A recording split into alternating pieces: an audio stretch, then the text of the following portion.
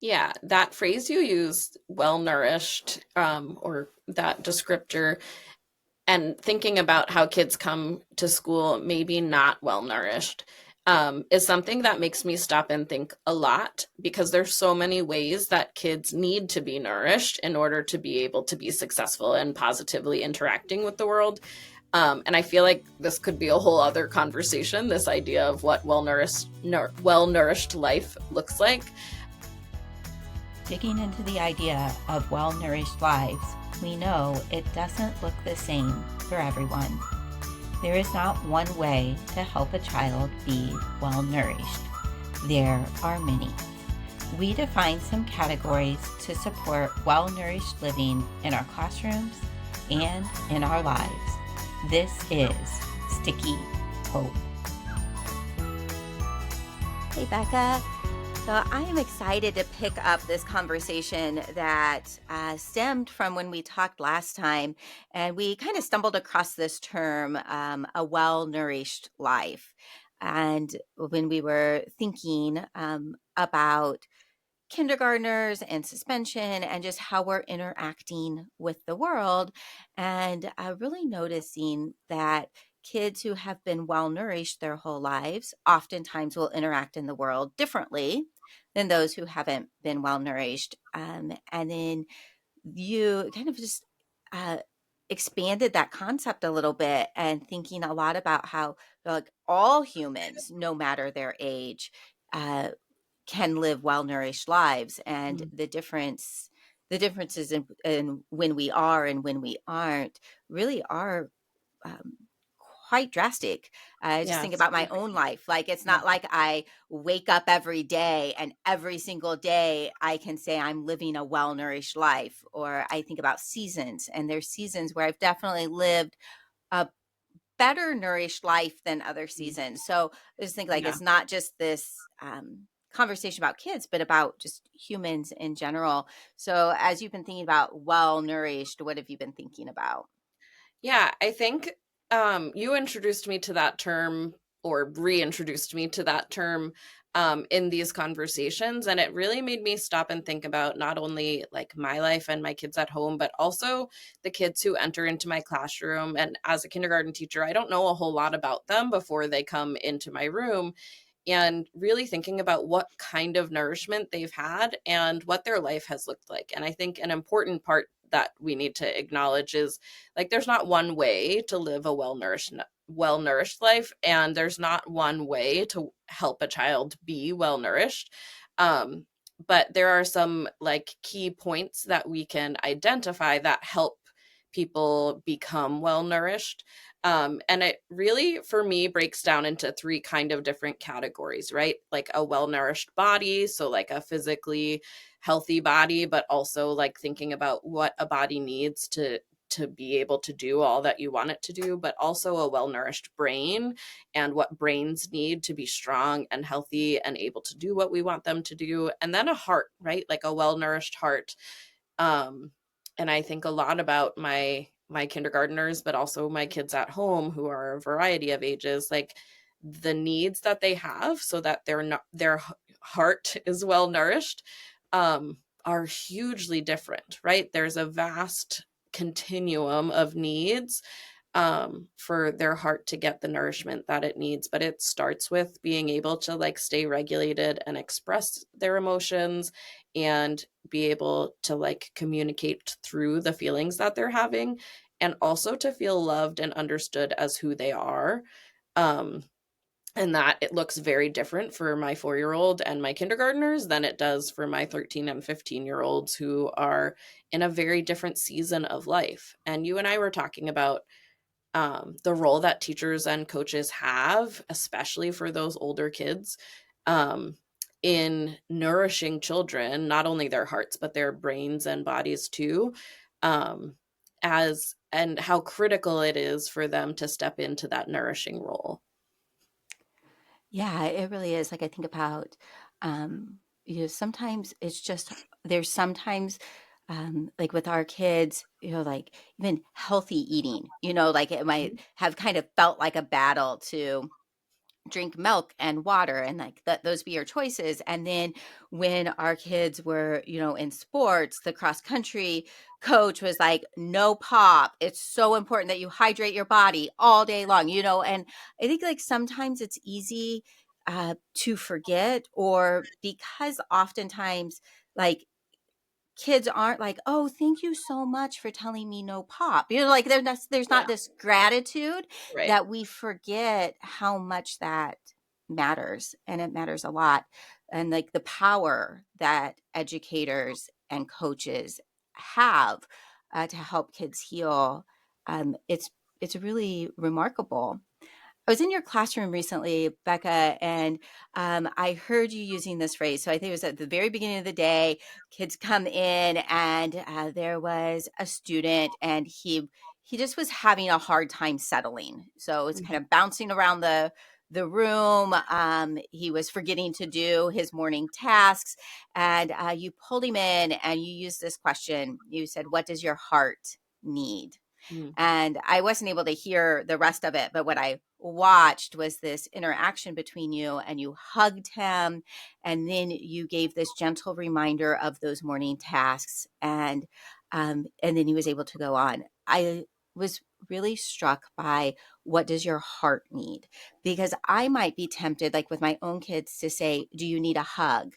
mm, And the difference between do you need a hug or the question, what does your heart need, is one that is really about empowerment, right? Like, and yeah, helping students or people like of any age yeah. really ask ourselves, what does our heart need? And knowing like there's this whole gamut of things that our hearts, brains, and bodies need.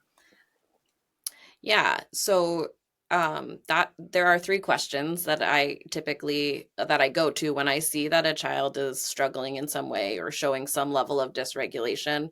And I shouldn't say child, because I was just thinking like my husband and I ask each other these questions too, is like what does your heart need if you see that they're struggling perhaps emotionally? What does your brain need if they're seeming overstimulated or overwhelmed? Or what does your body need like when they seem like they're crawling out of their skin or hurt in some way? And those questions have come to light as I have grown as a teacher and then as we have grown as parents, because at first it was like, what do you need? Right? Like, what do you need right now? Almost out of point of frustration. And kids or adults are just like you don't know in that moment, right? And so I took some time to step back and think through like, what do I want them to say? Right? Like, what am I really asking of them in that moment? And it's actually a lot of hard work in that moment, especially, but even when you're regulated, to stop and identify what your heart, mind, or body need. And so in order to be able to do that work, there's a lot of teaching that comes ahead, like in a regulated state, and a lot of work and like ability to identify what kinds of needs you might have and how to meet those needs. um and it's a lot of like awareness and metacognition, almost, of like, here's what's happening in my body and here are the things that help me. And like, as the person who's asking that question, I need to be ready that the question I ask of my 13-year-old, her answers are going to be vastly different than that of my 4-year-old or my 33-year-old husband, like I have to be ready for a variety of answers, and to be able to provide that to meet the need, right? And Mhm. or to help them get that need met. And so that little guy in my classroom came in and I could see that he was pretty dysregulated, but it in his face you could see more of an emotional response than like just a dysregulated body, like kind of a silly, sometimes they're silly and they just need help like with reminders, but he needed a connection and a moment of co-regulation. And at this point in the year, they're able to say, like, I need your help to calm my body down, or I need your help to help my heart. Um, and sometimes they'll say, like, help my heart feel safe, or um, we haven't quite gotten to the conversation of like to feel a part of the class. Like sometimes they need help feeling connected to where we are and being together. But that's what he was seeking, was like he needed a reminder that you belong here too. um and so I scooped him in and gave him that hug, and then a gentle reminder through like the steps of our morning routines, and off he went and he did it. And a huge amount of that I can attribute to like the work that he has chosen to engage in and we've done together in like identifying all of those needs. Yeah, there's such great questions, but like if people are going and trying it like the first time, you're probably going to get a I don't know. Yeah. And I think like the work really begins with ourselves, like noticing when we're just feeling a little out of sorts and then just asking ourselves like going through that what does my body need? Like sometimes for me, I need a big drink of water. Like it's been Yeah. hours since I've had a drink of Yeah. water. I just need water or I need food or I need to take a little break. But by starting there, I was also thinking kind of a question even before those to help kids. What we would ask our kids a lot was like, what are you hoping to get? Mm. um, because like it's just another way of the what does your brain need, body need, or heart need. But this like, what were you hoping to get in a once they're regulated, when they're not in an emotional mind, being able to say like, what were you hoping to get, and did you get it? Because usually Mm. you're not Yeah. when you're dysregulated, and helping people become more aware of the way that our actions are connected to our thoughts, which are connected to how we're feeling and our emotions, and helping to understand that. And so some of the basic question is, well, what were you hoping to get? And then how can we help you going forward? Because remembering that behavior, it's just a sign of how kids know to interact with the world. Well, how any human knows to interact with the world, Right. right? Like, And I um, think, like, even just listening to you, then, like, so much of being well nourished is knowing and being aware of your own needs and then the needs of others and being able to respond to both, right? So, when you are in a well nourished place, you're able to identify your own needs and seek appropriate ways to have them met, and you're able to help others appropriately meet their needs. And I think that it can be really tricky to put a whole group of students together who come to you with like on this continuum of nourishment, right? And some of them are incredibly well nourished and super aware and can like feel the emotions of people around them and want to help with all of it. And others have no awareness of where their own feelings and needs are coming from and how to meet them, and they're exhibiting all of these interesting symptoms needing to be nourished, right? And as the teacher or the educator in charge of these like incredible humans, it's your job to start identifying needs and teaching them how to identify those needs and then meeting all of them. And um at as someone who's been in education for a decade, I know that's kind of like not super long in comparison to others, but even just in the last decade, I've watched it really shift the level of well nourishment or nourishment that kids come to school with is very different than what I saw even a decade ago. Um, and there's so many factors that play into how well nourished people are. And I think like we have watched a lot of things change in the last decade, and it just goes to show how critically important it is that we remain well nourished so that we can step in to help nourish the kids that walk into our room, because we can't control how well nourished they are before they come to us.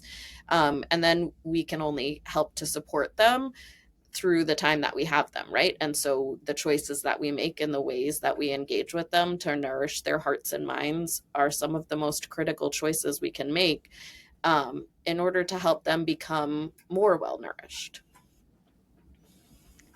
Yeah, I love that. And I love like that there's not one right way, right? Like so Right. being open. So I think like here, like just to end, I'm wondering, what do you do to nourish your body? Because I know like that's just one thing that we do differently. Yeah. So I swim almost every day, and I get up really early in the morning and lift heavy weights 3 or 4 times a week. And that is so good for me. But it doesn't mean that everybody should be doing that. So, what are you doing Becca, to nourish your body. Yeah, and I think you and I are so different in that realm.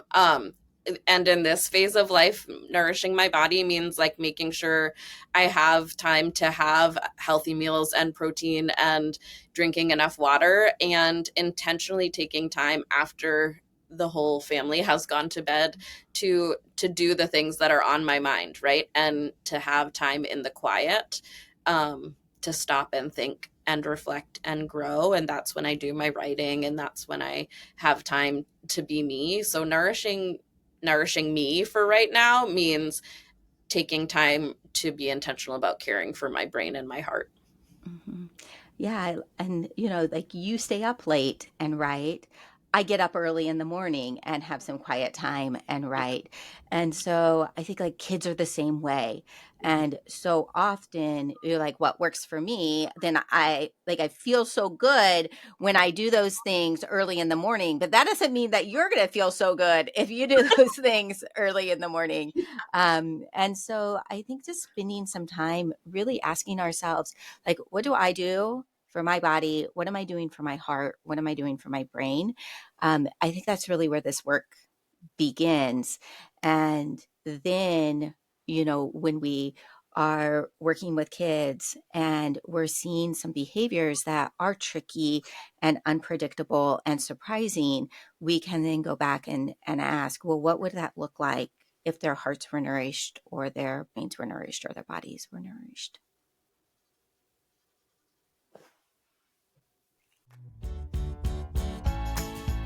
Together, we can make a world where all children grow mentally fit and cognitively strong. But what about the days, and there are many, when we feel completely, totally, and undeniably disheartened? The days that threaten joy and attempt to swipe our hope. These are the days when we need tools, resources, and mostly straightforward conversations to know hope can stick, even in the stickiest situations.